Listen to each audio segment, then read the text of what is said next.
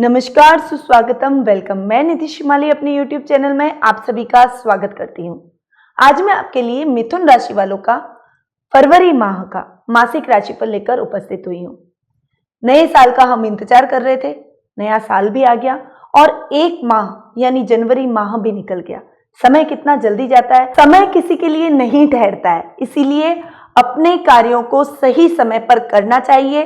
किसी भी कार्य को भविष्य के लिए न टालें, क्योंकि आप देख ही रहे हैं कि आप सोचते रह जाएंगे और समय आपके हाथ से निकल जाएगा। इसलिए अपनी दिनचर्या को सही कीजिए और जो कार्य आप करना चाहते हैं उसे आप तुरंत कीजिए, कल के भरोसे मत बैठिए। चलिए, ये तो थी बात। अब हम बात करते हैं मिथुन राशि वालों के मासिक राशिफल की, पर उससे पहले आपको ग्रहों की पोजीशन के बारे में बता दूं कि इस माह ग्रहों की पोजीशन कैसी रहने वाली है।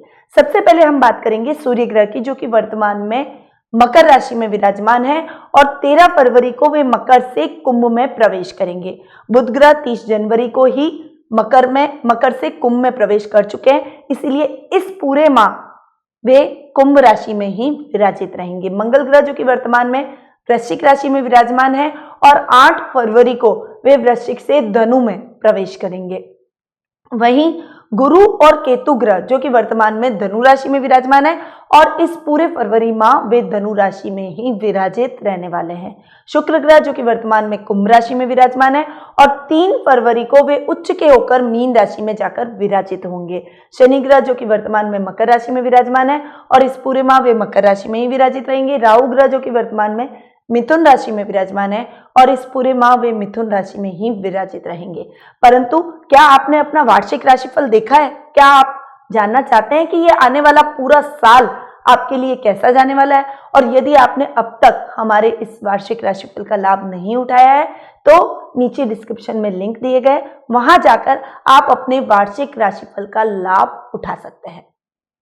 अब बात करते हैं मिथुन राशि वालों के मासिक राशिफल की। सबसे पहले मैं बात करती हूँ पारिवारिक स्थिति की, क्योंकि परिवार हमारे लिए सबसे महत्वपूर्ण होता है और परिवार के बाद ही हमारे जीवन में कुछ भी महत्व रखता है। इसीलिए सबसे पहले हम पारिवारिक स्थिति की बात करते हैं। तो पारिवारिक स्थिति मिथुन राशि वालों की इस माह थोड़ी मिले जुले परिणाम वाली रहने वाली है। सबसे बड़ा आपकी पर्सनैलिटी में चेंजेस रहेगा, क्योंकि राहु आपके लग्न में आकर विराजित हो रहे हैं, तो आपकी पर्सनैलिटी को थोड़ा सा वे गड़बड़ करेंगे। राहु भ्रम की स्थितियां पैदा करते हैं, आदमी को भ्रम जाल में रखते हैं। यानी आप हर समय सोचेंगे कि जो मैं कर रहा हूं वो सही है, जो डिसीजन मैंने लिए हैं वो सही है, परंतु ऐसा नहीं होता है। जब वो डिसीजन आपके गलत निकल जाएंगे तो आपको मन में पछतावा और ग्लानि उत्पन्न होगी। इसीलिए थोड़ा सा बैलेंस माइंड होकर चले। आपके डिसीजन पर आप आत्मविश्वास तो रखें, परंतु ओवर कॉन्फिडेंस रखना गलत है। दादा दादी के साथ में आपकी ट्यूनिंग कुछ गड़बड़ा सकती है। ग्रैंडफादर और ग्रैंड मॉम के साथ आपके रिश्तों में कुछ कहा सुनी का वातावरण इस माह देखने को मिलेगा। वहीं आपकी माता के साथ आपके संबंधों में मजबूती आएगी, माता से आपको पूरा सपोर्ट मिलेगा। भाई बहनों से भी आपकी ट्यूनिंग बहुत ही अच्छी रहने वाली है, भाई बहनों का सपोर्ट आपको मिलने वाला है। भाग्य आपका साथ देगा। भाई बहन के एडवाइस से जो भी आप कार्य करेंगे उसमें आपका भाग्य आपका साथ देगा और भाई बहन आपके कार्यों में भी आपकी मदद करते हुए दिखाई देंगे। यानी ओवरऑल आपके भाई बहनों से आपकी ट्यूनिंग बहुत ही बढ़िया रहने वाली है। वहीं पिता के साथ भी आपके संबंधों में मजबूती आएगी। उनकी गाइडेंस से आप कोई भी कार्य करते हैं तो उसमें निश्चित तौर पर आपको सफलता प्राप्त होगी। यानी फैमिली का पूरा सपोर्ट इस माह आपको देखने को मिलेगा। जीवन साथी से भी आपके संबंध और अधिक मजबूत होंगे, आपके संबंध और अधिक प्रगाढ़ होंगे। जीवन साथी आपकी भावनाओं को समझेंगे और रिश्तों को सही करने में आपकी हेल्प करते हुए नजर आएंगे। वहीं ननियाल पक्ष की ओर से विशेष रूप से आपको सहयोग मिलने के पूरे चांसेस बन रहे हैं। मामा के साथ आपको बहुत अच्छे संबंधों में मजबूती आएगी और बहुत अच्छा सपोर्ट आपको अपने मामा के साथ में मिलेगा। वहीं संतान पक्ष की ओर से भी शुभ समाचारों की आपको प्राप्ति होगी। संतान अपनी करिकुलर एक्टिविटीज के माध्यम से आपको गौरवान्वित महसूस करवाएगी और यदि संतान कोई करियर में ट्राई कर रही है और इस महीने उसका रिजल्ट आना है तो वो रिजल्ट आपके लिए, उसके भविष्य के लिए सकारात्मक सिद्ध होगा और वो आपको निराश नहीं करेगी। अब बात करते हैं आर्थिक स्थिति की। आर्थिक स्थिति की दृष्टि से ये महीना कुछ उतार चढ़ाव भरा रह सकता है। आर्थिक दृष्टि से आपके इस महीने के प्रारंभ में आपके लिए फाइनेंशियल बहुत ही अच्छी कंडीशंस आपको हाथ में लगेगी, यानी नए नए प्रोजेक्ट आपको मिलेंगे जिससे आपकी लाभ की स्थितियां बनेगी। कर्म भाव में प्रगति होगी तो लाभ भी और अधिक आप प्राप्त कर पाएंगे। वहीं महीने के मिड में कुछ खींचतान भरा माहौल आपके फाइनेंशियल कंडीशन में हो सकता है, इसीलिए इस समय आपको थोड़ा ध्यान देने की आवश्यकता रहेगी।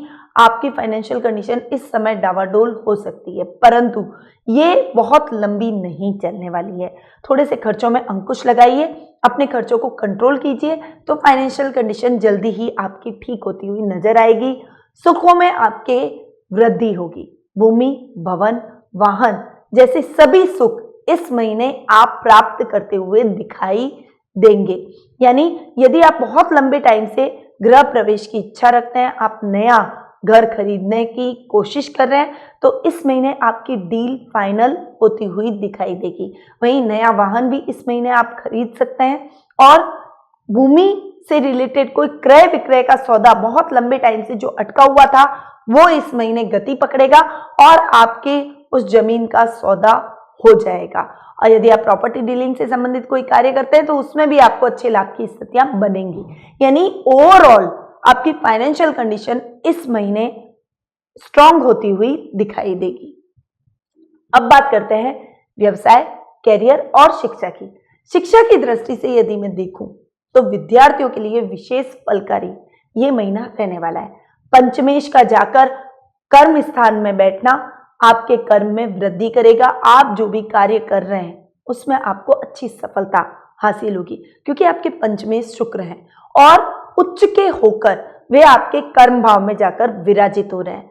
यानी कर्म आपका साथ देगा। यानी आप मेहनत कर लीजिए, लगन से अपने कार्य में लग जाइए, पढ़ाई में लग जाइए, आपको निश्चित तौर पर सकारात्मक रिजल्ट की प्राप्ति होगी। करियर में यदि कोई प्रवेश परीक्षा आपने दे रखी है, एंट्रेंस एग्जाम दे रखे हैं, कोई गवर्नमेंट जॉब के, उच्च प्रशासनिक पद के, किसी भी तरह का यदि आपने एंट्रेंस एग्जाम दे रखा है और उसका रिजल्ट इस महीने आना है तो वो रिजल्ट आपके लिए सकारात्मक सिद्ध होगा।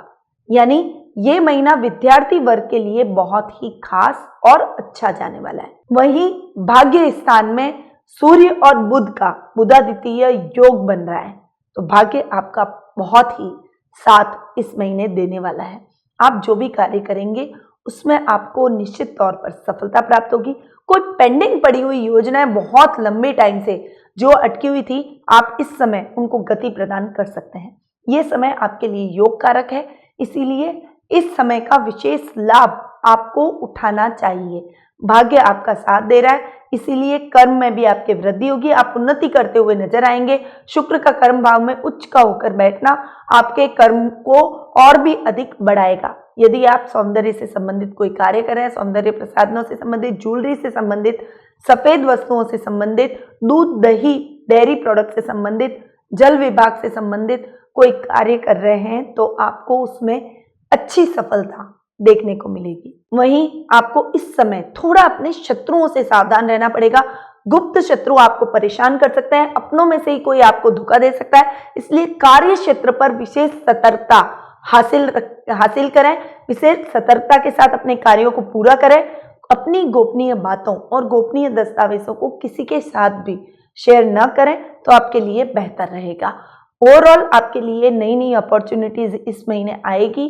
कैरियर में आप अच्छा कर सकते हैं, व्यावसायिक स्तर पर आप उन्नति करेंगे, नए नए प्रोजेक्ट आपको मिलेंगे और आपको उनमें अच्छे लाभ की भी संभावनाएं बढ़ेगी। इसीलिए इस महीने आप थोड़ा सा ज्यादा एफर्ट अपने कार्य क्षेत्र में डालिए ताकि अच्छे लाभ की स्थितियां आपके लिए बन सके, फाइनेंशियली आप और अधिक स्ट्रांग हो सकें।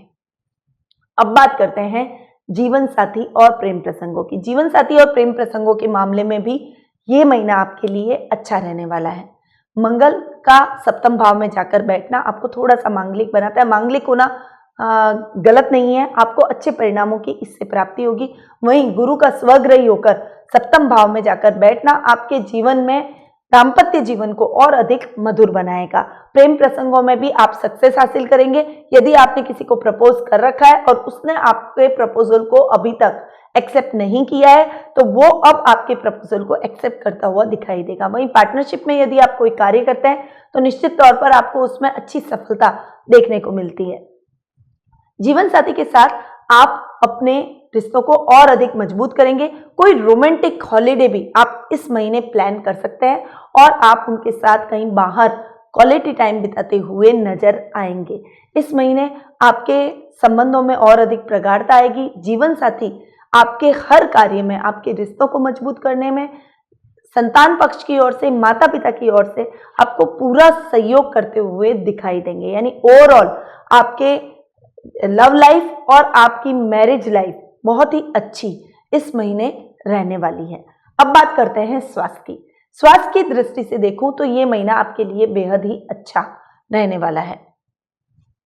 आपके रोग भाव के स्वामी स्वग्रही होकर रोग भाव में ही जाकर विराजित हो रहे हैं। मंगल का रोग भाव में जाकर बैठना आपके रोगों में कुछ कमी लाएगा। ब्लड से संबंधित कोई प्रॉब्लम है, ब्लड प्रेशर से संबंधित, बीपी की प्रॉब्लम यदि आपको रहती है, तो इस माह आपको उसमें रिलैक्सेशन मिलेगा, आपको उसमें लाभ मिलेगा। परंतु अपने वाहन चलाते समय थोड़ी सावधानी आपको रखनी पड़ेगी।